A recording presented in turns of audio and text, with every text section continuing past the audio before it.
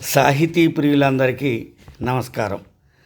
ఈరోజు 26 అక్టోబర్ ఆంధ్రజ్యోతి ఆదివారం మ్యాగజిన్లో వచ్చిన ఒక మంచి కవితను చదివి వినిపిస్తాను. మీరు ఆస్వాదిస్తారని ఆశిస్తున్నాను. కవితను రాసిన వారు బిల్లా మహేందర్ గారు. కవిత శీర్షిక ప్రేమిద్దాం. పూలను ప్రేమించినట్టు పూయించే మట్టి చేతులను మనసారా ప్రేమించాలి.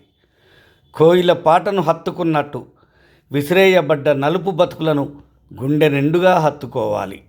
వేకువను కళ్ళలోకి వంపుకున్నట్టు దారి వెంట చెమట చుక్కల పరిమళాన్ని లోలోన ఇష్టంగా వంపుకోవాలి. సీతాకోక వెంట పరిగెత్తినట్టు ఊళ్ళో ఒంటరిగా ఉన్న అమ్మ దగ్గరికి అప్పుడప్పుడైనా పరిగెత్తి పలకరించాలి.